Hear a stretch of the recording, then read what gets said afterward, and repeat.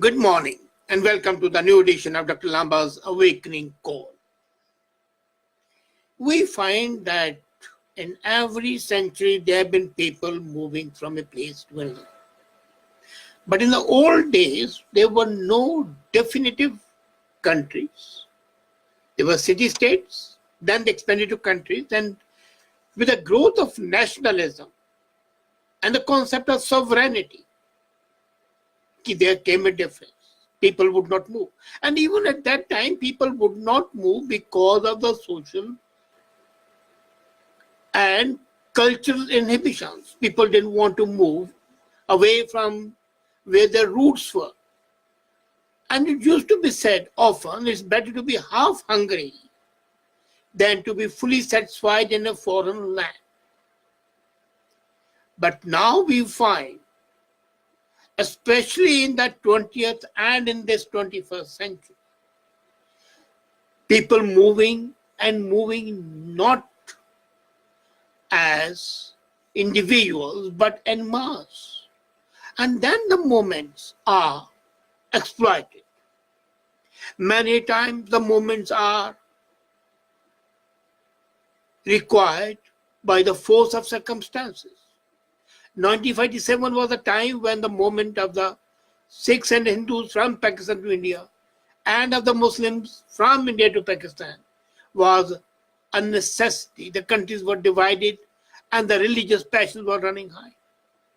And there were refugees which numbered not in hundreds, not in thousands, but in millions. The same happened at the time of Croatia. So these are cultural, historical, and social requirements. But when people start moving for no reason, or when they're prompted to move, then is that migration? Are the refugees or the invaders? Let's not forget one thing, that the refugees, when they leave their country, they go in the green and pastures. They choose the land nearest to them. They choose a land where their cultural ties are there and economically they are better off, but still they can maintain links with their homelands. So when the people from North Africa moved to Europe, there were no such ties. But they were moving to Europe only because of two reasons. One was that the economies of Europe and the welfare states of Europe, especially Scandinavian countries, and the political machinations of some political leaders prompted them to move to Europe. In the process, many died. But the human traffickers took benefit of that, with the result that law and order situation became bad in many countries. And some countries of Europe, like Poland, Austria, had to ban those entries of those refugees. And they did not consider them refugees because the refugees should go to the nearest place. And the nearest place should have been Turkey. Why should they move away from Turkey? Now, today, USA is facing that dilemma. This is the second time in 1 year that the caravans of thousands of the people make a beeline to USA. If there is a need, if there is a humanitarian need, I can understand it. But the humanitarian need, as assessed by the United Nations, is not a reality. That is more a cover for the political machinations of the anti-US forces. Now, look at the latest one. The earlier one is over. People suffered, but some people gained. And the people who gained were the politicians, the Democrats, the liberals. And now what's happening? Their caravan started with 1,200 people from Honduras. Went to Guatemala, crossed on 3 countries, reached Mexico, and then entered Mexico illegally, they pushed aside the police force with a view to come to USA. And now the caravan has swelled to 5,000 people. Again, as I said, if it was a really humanitarian reason, I would not be worried. But I would be worried living in Canada, because those people who come to USA, their next stop would be Canada, and they know fully well that the present government of Canada has adopted such policies which encourage illegals to enter and enjoy more benefits than the citizens have. And that is what is attracting them. First USA, then Canada, with their welfare benefits are definite, like flowers to the bees. So they want to suck the nectar from the flowers, and then they know they don't have to work. They can relax, enjoy life. And also, this gives them an opportunity to indulge in drug smuggling. Yesterday, a 85-year-old woman was arrested, and she had 90 pounds of heroin tied on her thighs. Shocking. She couldn't walk, frail. But this was an opportunity for her to smuggle drugs. Now, let's come. Are they refugees or are they invaders? Refugees, when they come, they go, as I said, to the nearest place. Now, from Honduras, it's much easier to go to Costa Rica and Panama. And Costa Rica and Panama are quite developed countries with excellent economies, but they didn't go there. Panama is 500 miles from Honduras. Costa Rica is 400 miles from Honduras. But they do not go to Costa Rica, they do not go to Panama, and they do not travel 400 miles, they travel 1,356 miles. 1,356 miles to come to USA. Tell me, any sane person would travel almost 3 times that distance, more than 3 times even. That's 400 and this is 1,356. 3 times that distance with children, kids, 3 months, 4 months old kids, all the way to 1,356 miles, when he can get the same facility just 300 and 400 miles away. It doesn't make sense. And then secondly, who is financing it? When the people come in a group of 10s, 5s, then it's a family migrating. But when a group comes in a number more than 5,000, you can be sure that somebody has organized it. It's not a voluntary association.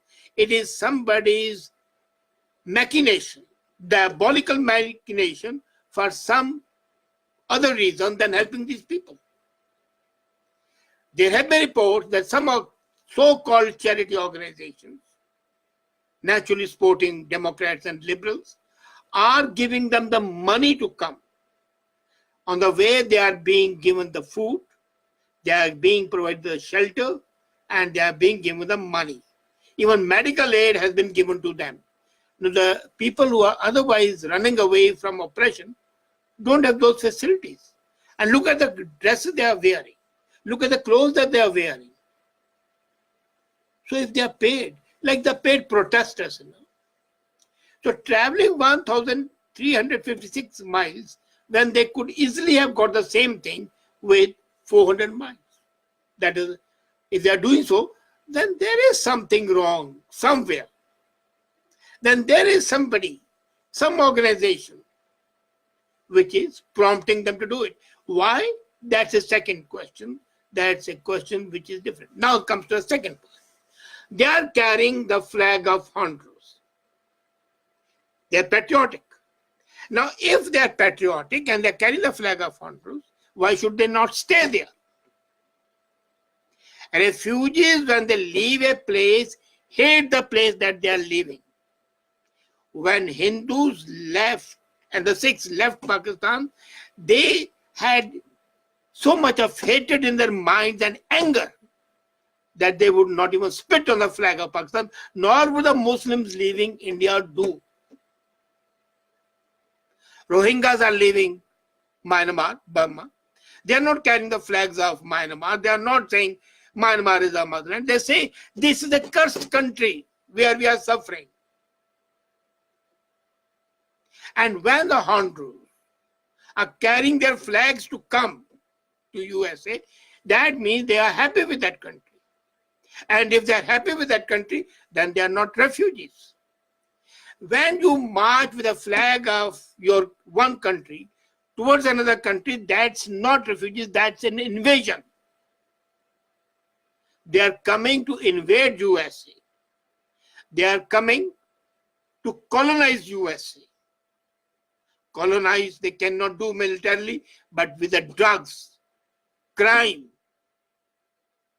and sucking the blood like parasites, they'll colonize it, exploit it. After colonization is exploited. That being so, and imagine now, I come to the second point. All these so-called liberal media, the mainstream media, what you call it, and the Democrats are saying, well, they are suffering within poor people. They need our sympathy. They need our help. You have your home. There are hundreds of beggars and the people who are really suffering outside. Would you invite all of them to your home? Would these people who shout from the top of their voice that America should do it, why don't they sponsor each one of them and take a personal responsibility to look after one family? If 5,000 Democrats can arrange to look after these 5,000 people, then there's no problem. They should give an undertaking to the government that they will look after the people. They'll be responsible for their health, their food, their accommodation, their education. And they will also be surety that they do not indulge in illegal activity. Would the anchors of CNN or the bosses of CNN do so? Would the Washington Post do so? All this is essentially a fabricated plot and a criminal conspiracy which has political overtones. The same situation was in India. When the refugees came from Myanmar, they came and they were infiltrated by ISIS. 7 of them were arrested and deported. Same thing happened in Europe. ISIS, as a matter of fact, infiltrated those refugees. I'm calling them refugees, though they are not refugees, these marauding hordes. And yesterday's report was that some ISIS people have been seen in these 5,000 people who are marching to invade USA. Would President Trump not be justified in asking the army to guard the border? Every country has a right to protect itself. Why should USA not do so? And when the invasion comes, you don't welcome them with the sweets and with warm garland. No, you receive them with bullets. If such a thing had happened in China or in Russia, and they would have shot on hundreds and thousands of people, there would not be a word of protest. But here, they are just arrested and then produced before the judge who takes a decision, and then they say, oh, this is inhuman. This is not possible. Those people who say those countries, there are no boundaries. Agreed. Then they should have no walls to their homes, no doors, no locks. What is justified for a home is justified for a country. My home is sacred to me. So is my country. Country is an extension of home. So these refugees are essentially not refugees. They are invaders. They are pernicious enemies. And they are future parasitic pests who need to be treated without compunction, without sympathy, without empathy. These are the people who are a burden. As I said, they are blood-sucking parasites. And they are the people who destroy the country's civilization. All civilizations were destroyed by the migrant hordes. When Moors made Spain one of the most civilized countries, and then they were removed, there was a change of civilization. Indian civilization was wiped out by the hordes from Mughals earlier, before then Kazakhs, Uzbeks, name it, one after the other.